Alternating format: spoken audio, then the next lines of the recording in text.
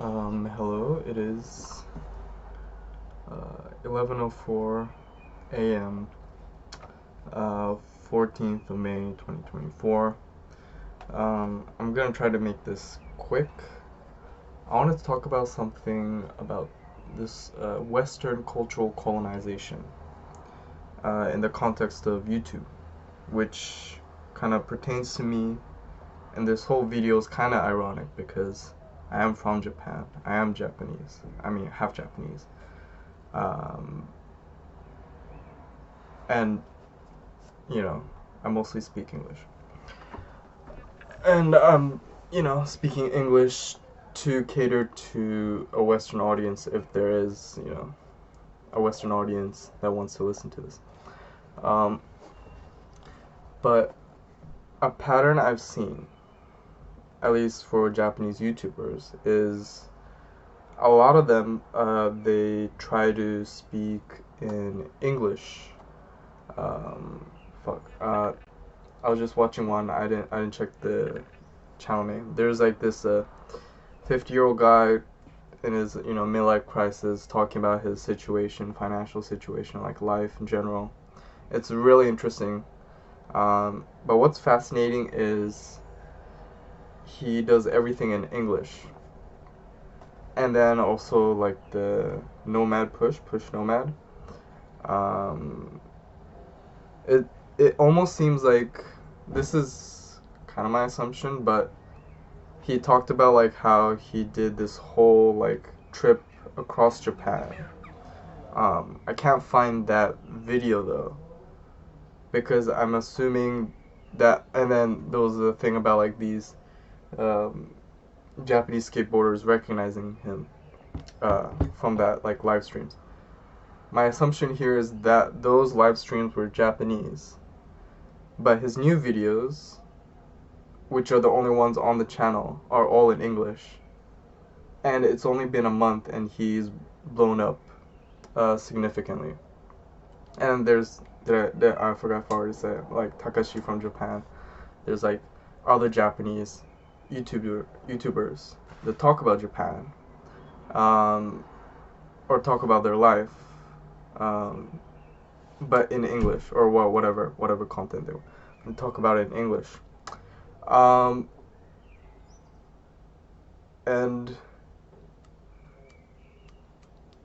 at the end of the day, it's like, it makes sense to do that.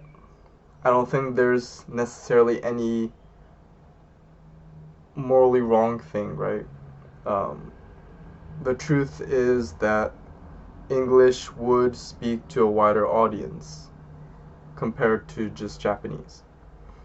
But it's this whole thing where there's this sense of like cultural dominance of English speakers imposing on the Japanese. And Japan always had this thing of romanticizing English, romanticizing the Western culture, and there's this like heavier focus on English, which should be a good thing because it helps globalize Japan. It helps like Japanese individuals, maybe be better businessmen with like better networking opportunities and so on. But this whole notion of being able to globalize more, you could describe this as also being assimilated into the Western hegemony. And I'm a bit scared of that. I mean, the thing is, I have no right to criticize this issue because I am a big offender in some way. I want to say not completely because I am half American. So I'm in this weird limbo. But it's just, I feel like, as even if it's slow, there is this further infiltration of Western culture in Japan. I think more than ever, especially with media, new media, um, such as YouTube, that really push people to cater more to Western audience and Western culture. In a way, I'm worried that Japan will lose its identity more. Which, to be fair though, I think Japan's one of those countries that's very good at maintaining their identity while respecting new ideas. Because there's a level of respect for tradition and some genius way to incorporate tradition into contemporary culture.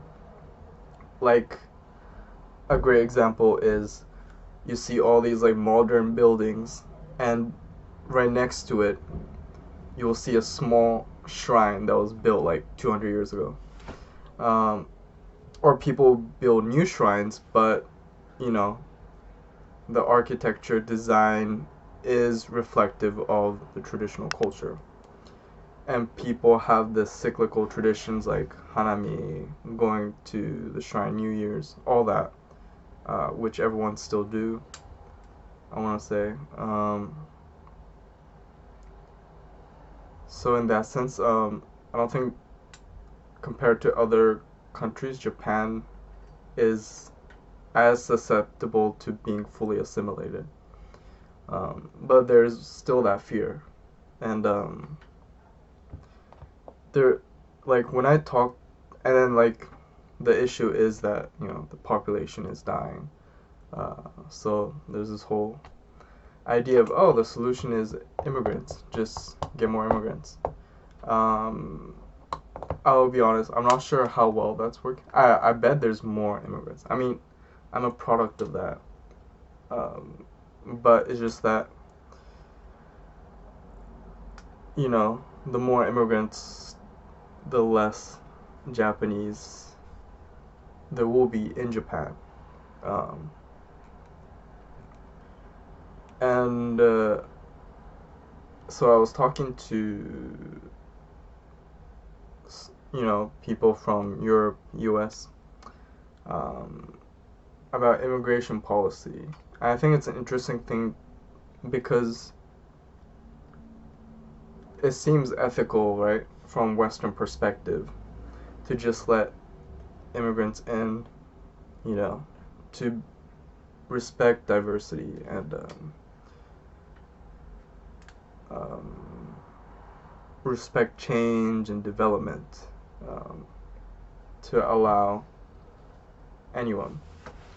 And at the end of the day, that should be a more, it should be a relatively universalist moral standpoint. But on the flip side, the more heterogenic a society is, it seems like a hegemony can grow further, because that's the one unifying factor of all these separate identities. Instead of having different zeitgeist or culture, you know, present simultaneously. And that hegemony is the Western American Euro culture, which is also a big thing, but I think it is broad, big as in broad. But if you think about it from the perspective of English speaking, I think that sort of helps picture what the hegemony is. And the truth is, like, these Western Euro people think that allowing immigration, allowing diversity is good. But that's a more Western, at the end of the day, that's still a very Western sentiment. And I think it's naive to think that could apply to other countries like Japan, where basically opening doors, culturally at least, means the loss of Japanese identity and assimilation into Western culture. Like, the idea of opening doors already is, to an extent, a very Western-minded thing. Like, analogy would be, you see a house down the road that is, liked by a lot of people or whatever. Like, it's an open door policy and works well. And then across the street, there's another house. They have their own life. They're doing their own thing. But they're getting shit on because they don't have the same open door policy. It's different worlds, different cultural viewpoints. But the Western culture is, the open door policy house is imposing their moral values onto a completely different household. That's how I feel with this whole, cultural domination, hegemony phenomenon. It's assimilation. Globalization is assimilation into Western culture. That's how I see it. Of course, I could be wrong. Because I'm part of the Western culture, so my lens is filtered through that, environment. So, you go to Japan, you go to something local, maybe the reality is it's not as susceptible to cultural assimilation. Or maybe the whole cultural assimilation is fine. I don't know. I think Japan has, despite all its hiccups, more or less, I want to say it's a pretty awesome culture. But it could also be my longing for that country, being homesick a little, making me biased. But yeah, that's how I feel. And the point is, like,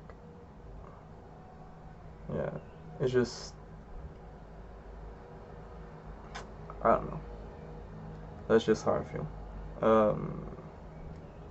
It's weird to talk about because, in a way, I'm saying anti-diversity, and that's not what I really mean.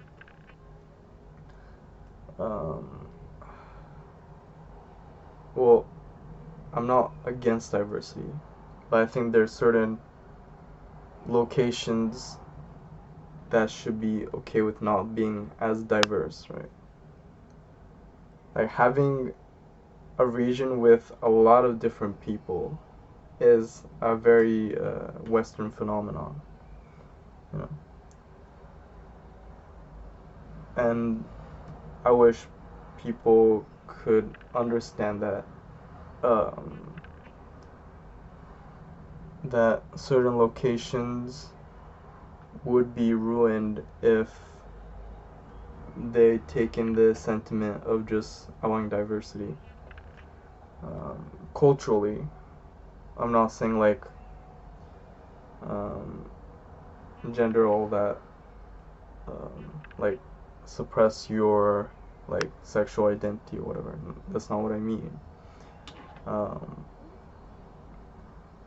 But it's a difficult part. I don't want to touch on this too much, but even the whole idea of queer culture could be considered Western, right? Or it's a really difficult thing. And because I'm not queer, I don't think I have the right to really talk about this. But because at least I don't understand their perspective. But what's my point? I think this whole like anti-diversity for Japan isn't like saying you have to be closeted gay or anything, but the whole culture surrounding queer people is Western, I would say. I think, because it's not the way the culture is, like being, I would say a common pattern is being flamboyant, you know, the way people might speak, like the behavior, you know. I mean, like gender theory stuff. I think the way someone present themselves and behavior is a very important aspect of, you know, your gender, sexual identity. But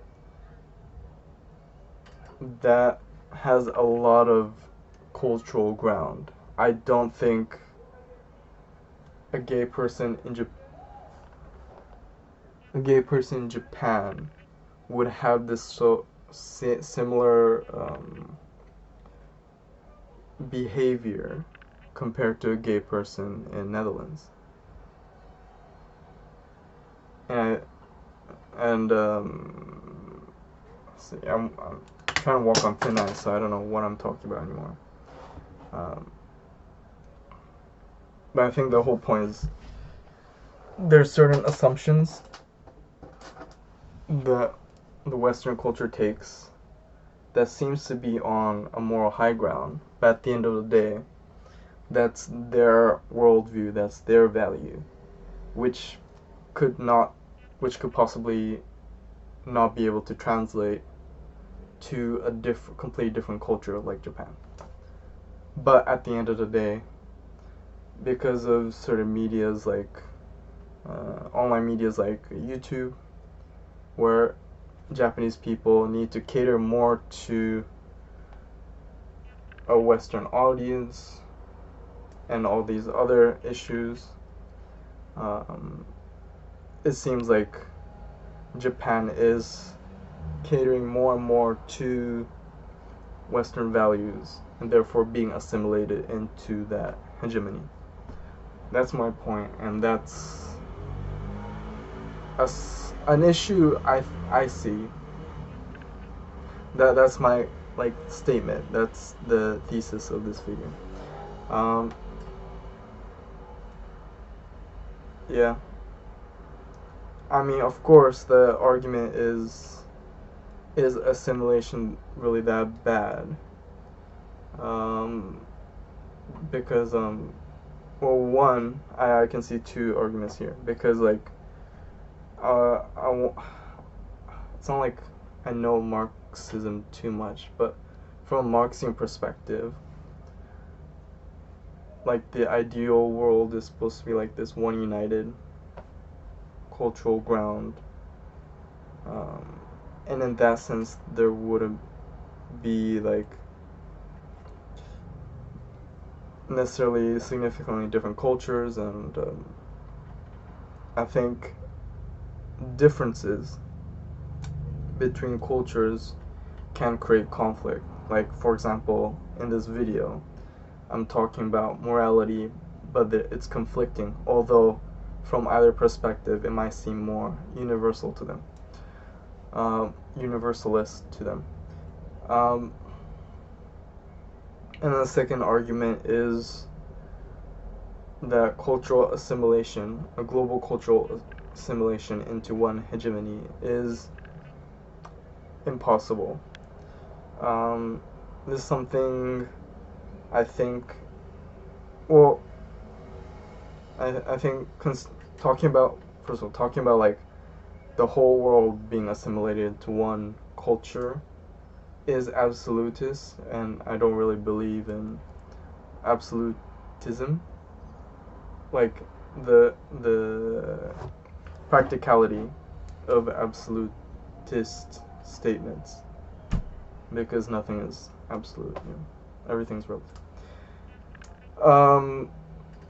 The second is that we kind of already have a sort of virtual